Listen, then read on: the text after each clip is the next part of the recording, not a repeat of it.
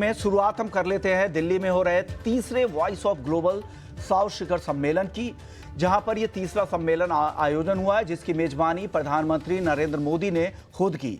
PM Modi ने कहा कि आतंकवाद और अलगाववाद समाज के लिए गंभीर खतरा है। इस शिखर सम्मेलन में बांग्लादेश के अंतरिम पीएम मोहम्मद यूनुस भी शामिल हुए। पीएम मोदी के आमंत्रण पर विशेष आग्रह पर वो वर्चुअली इस सम्मेलन में हिस्सा उन्होंने लिया। सम्मेलन में वित्त मंत्री निर्मला सीतारमण ने कहा कि विकास जन केंद्रित होना चाहिए और समिट में हर तरह के सलाह मशविरे का स्वागत है। वित्त मंत्री ने और क्या क्या कहा है, ग्रोथ को लेकर उन्होंने क्या कहा, आइए सुन लेते हैं। I invite your ideas and suggestions on how to ensure a people-centric approach to securing global finance. Before I open the floor, I would like to share a few thoughts. Growth remains the best antidote to many economic and social challenges. Growth creates a positive feedback loop where improved economic performance leads to greater financial opportunities and vice versa. Our priority should be a people-centric growth path that empowers the most vulnerable and marginalized to participate in the development journey. चलिए और अब बात करते हैं BJP headquarter में चल रही बैठक की। हरियाणा और जम्मू कश्मीर विधानसभा चुनाव के ऐलान के बाद लगातार मंथन चल रहा है। कल पीएम मोदी की आवाज पर हुई बैठक में अमित शाह और राजनाथ सिंह समेत कई दिग्गज मौजूद थे। आज दिल्ली पार्टी मुख्यालय में हो रही बैठक में बीजेपी के राष्ट्रीय पदाधिकारी पहुंचे हैं। केंद्रीय गृह मंत्री अमित शाह और पार्टी अध्यक्ष जेपी नड्डा बैठक में मौजूद हैं। बैठक में बीजेपी के राष्ट्रव्यापी सदस्यता अभियान और संगठन चुनाव के मुद्दे पर चर्चा हो रही है। ज्यादा जानकारी के लिए दिल्ली से हमारे साथ जुड़ गए हैं हमारे सहयोगी हिमांशु कुमार तिवारी। हिमांशु, बताइए बैठक की क्या क्या डिटेल्स है, आपके पास क्या जानकारी है? देखिए, बहुत महत्वपूर्ण बैठक है क्योंकि ये बैठक जो है भारतीय जनता पार्टी के हर 10 साल में जो सदस्यता अभियान है उसको लेकर है। अब 10 साल के बाद में नए सदस्य बनाए जाते हैं। इवन जो पुराने सदस्य होते हैं उनको दोबारा से सदस्यता दिलाई जाती है। तो ये जो सदस्यता अभियान होगा इसके लिए ये बैठक हो रही है। इस बैठक में ये तय कर लिया जाएगा कि अलग अलग मोर्चों के अध्यक्ष कौन है, उनके नामों की घोषणा हो चुकी है। लगभग 1 सितंबर से लेकर 25 सितंबर तक प्रथम सदस्यता अभियान चलेगा भारतीय जनता पार्टी का।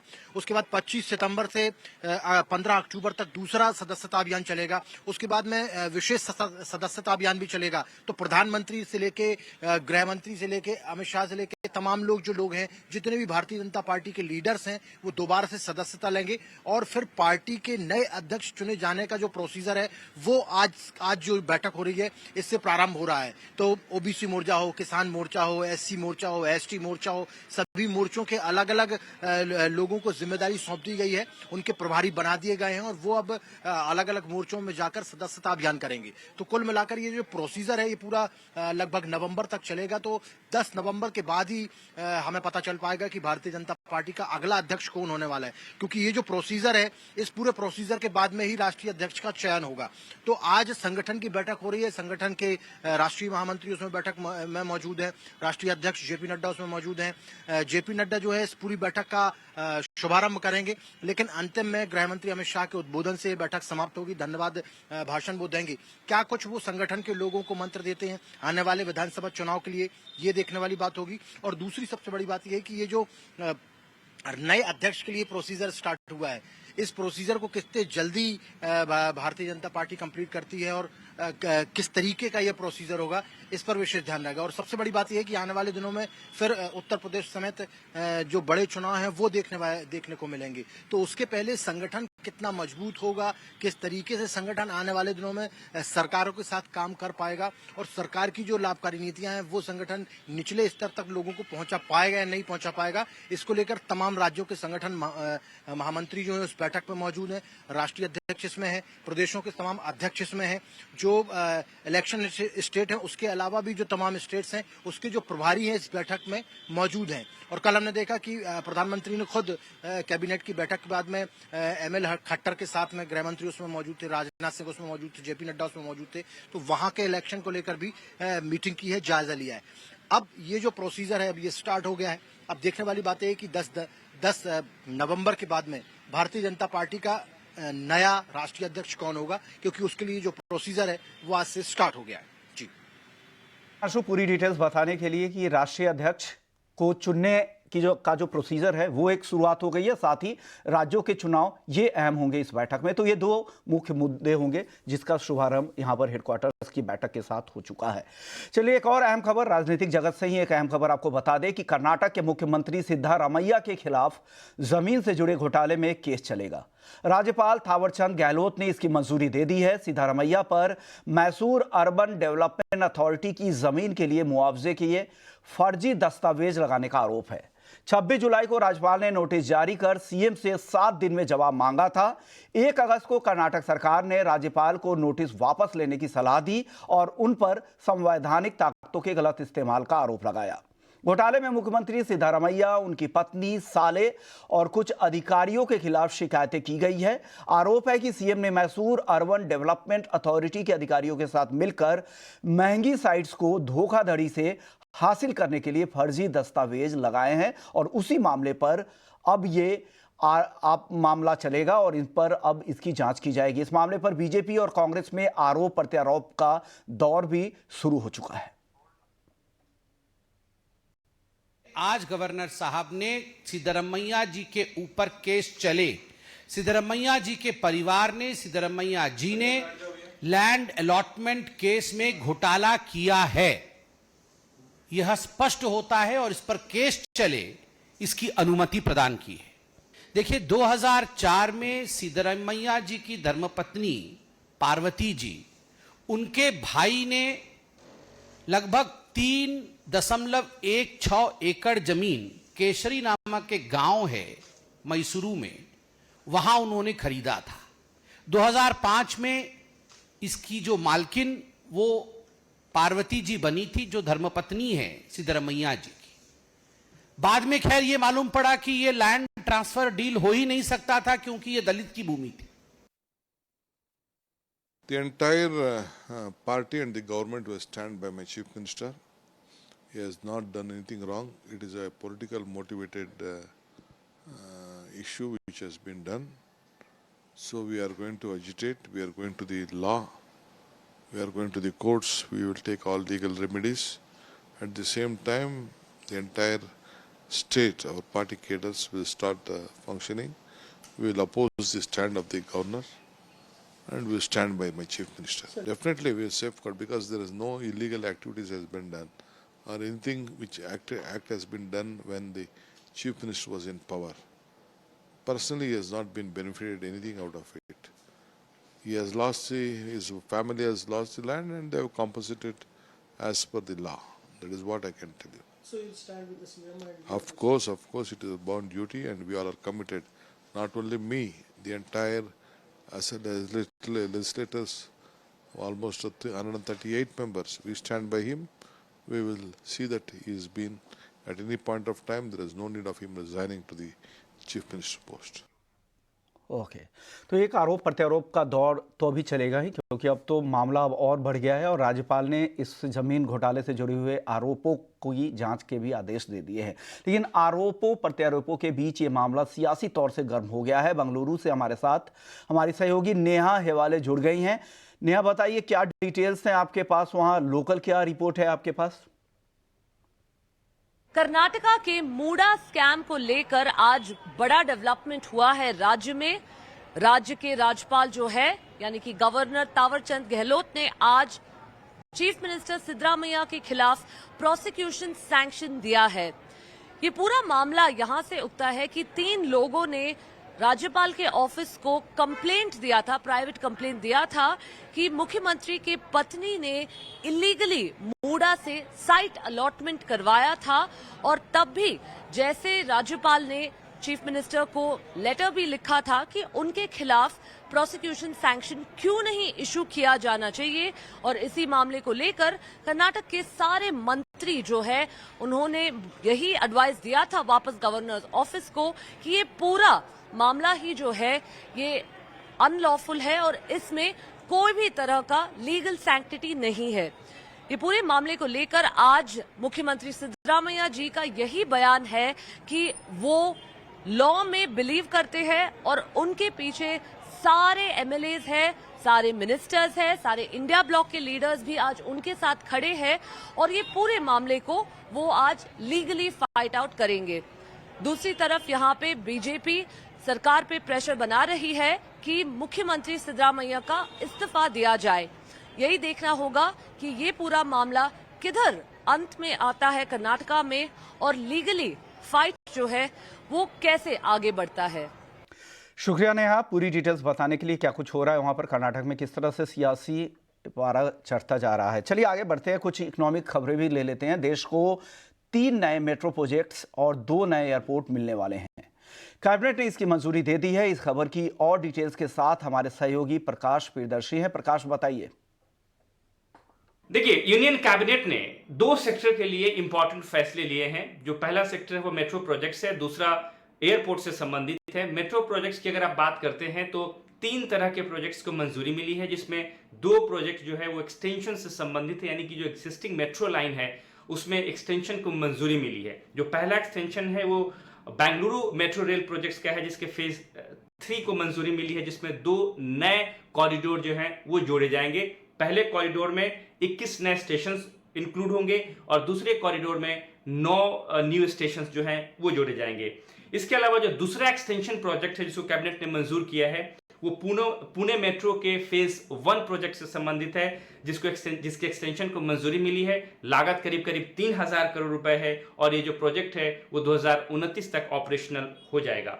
जो दूसरा इंपॉर्टेंट फैसला लिया गया है मेट्रो प्रोजेक्ट से संबंधित, वो दरअसल Thane integral ring metro rail project से संबंधित है, जिसको कि कैबिनेट ने मंजूरी दे दी है। ओवरऑल कॉस्ट करीब 12,200 करोड़ रुपए की है और तमाम ऐसे एरियाज हैं जिनको कि मेट्रो रेल प्रोजेक्ट्स के दायरे में लाया जाएगा।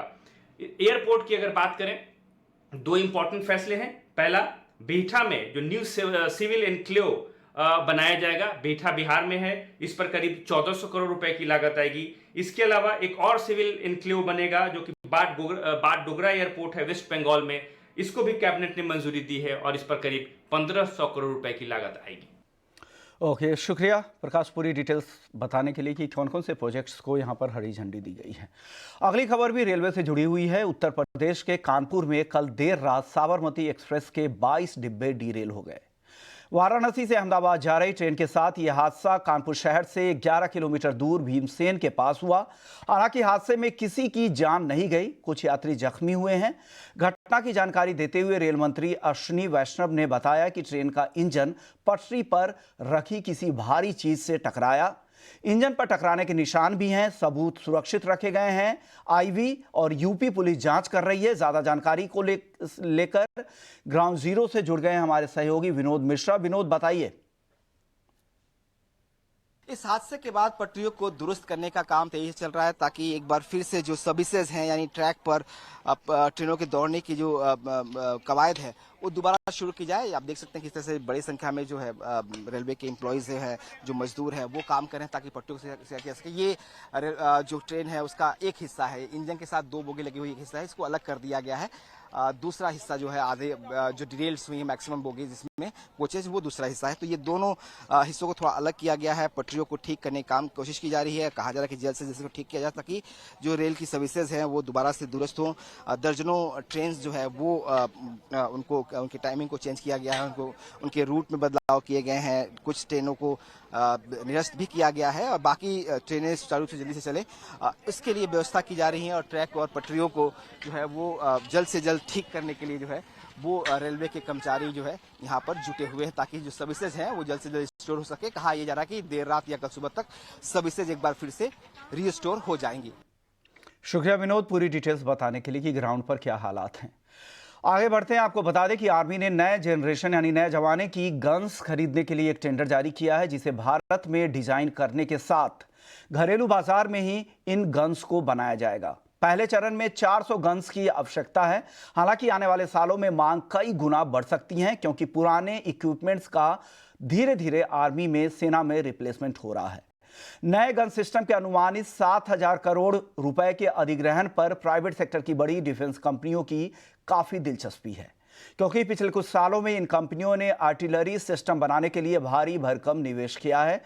कॉन्ट्रैक्ट के दावेदारों में L&T शामिल होगा, जो पहले ही सेना के लिए K9 Vraj self propelled artillery gun बनाने के साथ सप्लाई कर चुका है।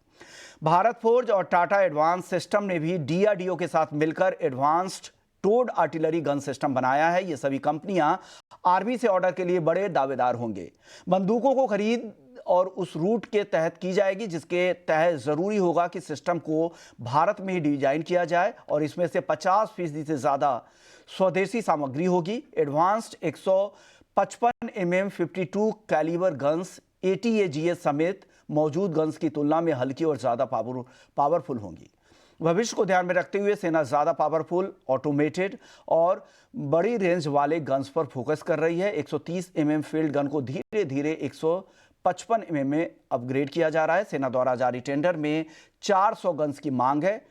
उस तरह की कुल 1200 से अधिक गन्स की आगे जरूरत है। बजट के हिसाब से आगे और गन्स के लिए टेंडर निकाले जाएंगे। सेना कई अधिग्रहणों के साथ मारक क्षमता को बेहतर करने पर फोकस कर रही है।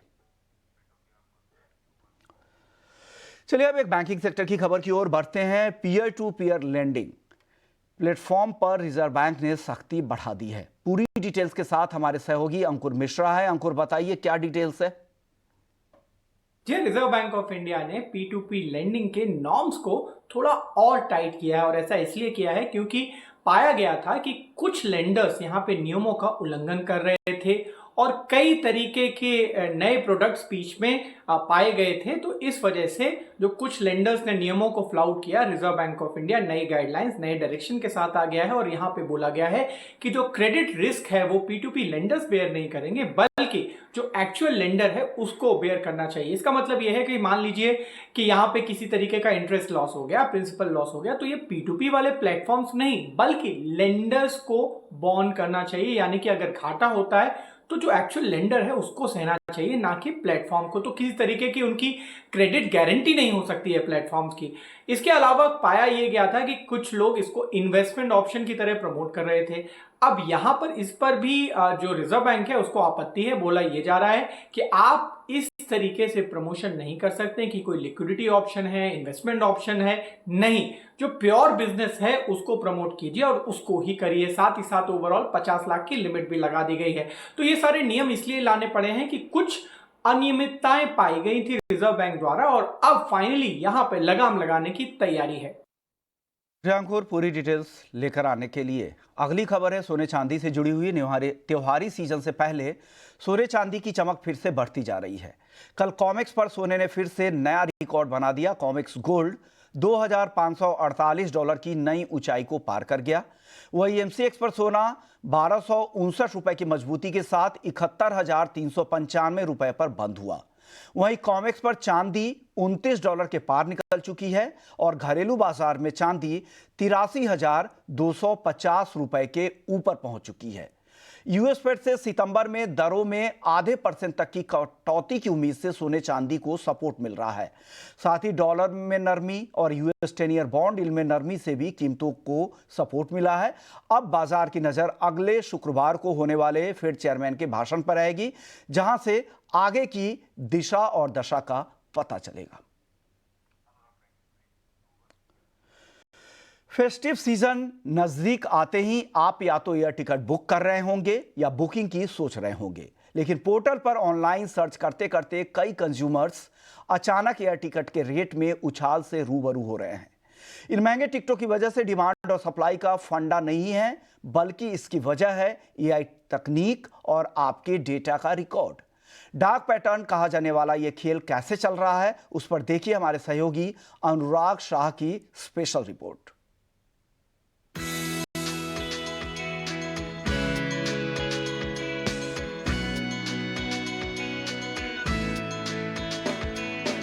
रक्षाबंधन के करीब आते ही फेस्टिव सीजन का आगाज हो चुका है, जो दिवाली में अपने पीक पर होता है और त्योहारी सीजन के साथ ही हवाई यात्रा की तादाद में बड़ा इजाफा देखने लगा है। लोग अपने अपने ट्रैवल प्लान के मुताबिक टिकट बुकिंग के ऑप्शन भी तलाश रहे हैं, लेकिन कई ट्रैवलर्स को महंगे एयरलाइंस किराए से रूबरू होना पड़ रहा है।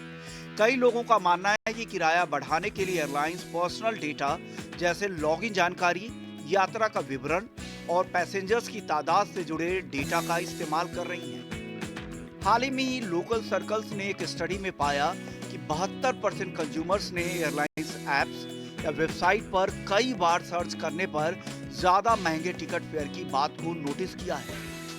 कई कंज्यूमर्स का मानना है कि ज्यादा पैसे लेने के लिए एयरलाइंस कई तरह के ट्रिक्स या हथकंडे अपना सकते हैं, जिसे डार्क पैटर्न के तौर पर जाना जाता है।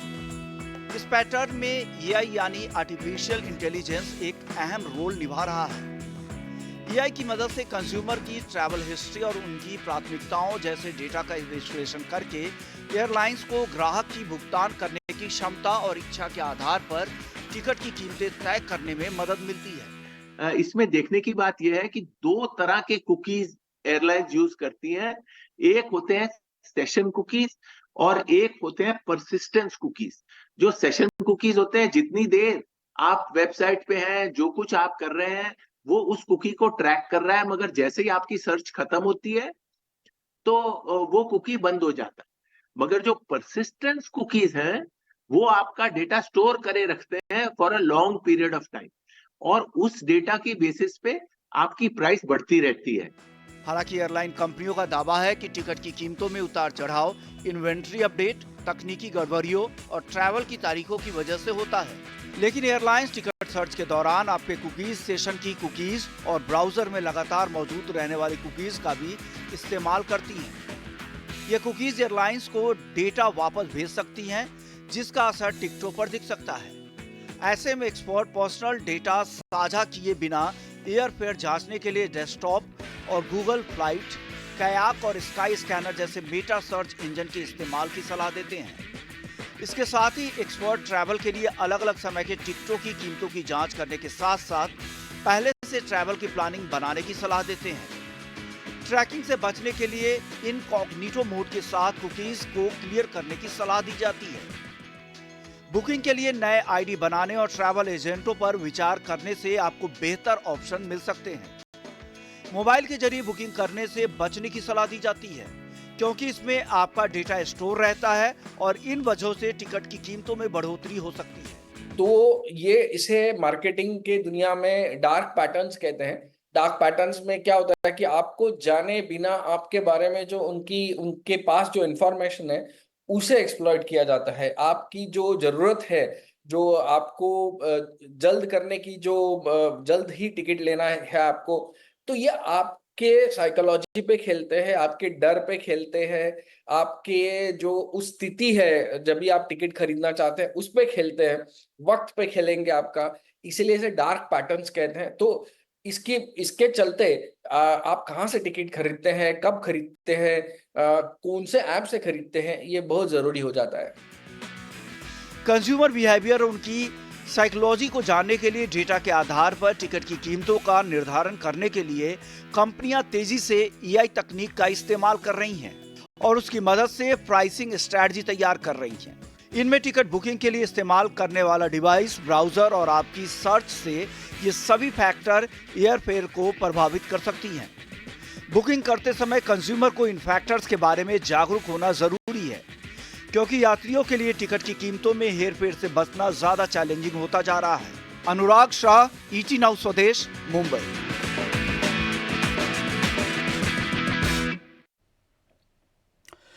चलिए आपको एक और खबर दे दें कि विनेश फोगाट पेरिस ओलंपिक से भारत वापस लौट चुकी हैं। विनेश आज दिल्ली के इंदिरा गांधी अंतर्राष्ट्रीय हवाई अड्डे पर उतरी। इस मौके पर ओलंपिक मेडलिस्ट साक्षी मलिक और पहलवान बजरंग पुनिया के साथ हरियाणा के कांग्रेस नेता और सांसद दीपेंद्र हुड्डा विनेश के स्वागत करने के लिए पहुंचे। इस मौके पर विनेश ने देशवासियों को सपोर्ट के लिए शुक्रिया कहते हुए कहा कि वो लकी हैं कि उन्हें लोगों का इतना सपोर्ट मिला।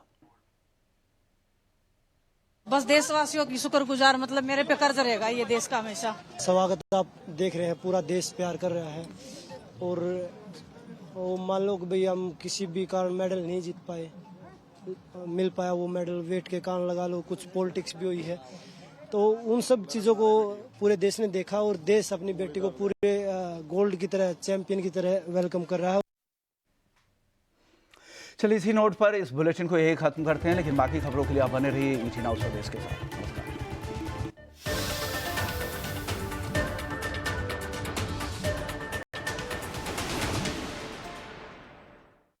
बदल रहा है भारत, आगे बढ़ रहा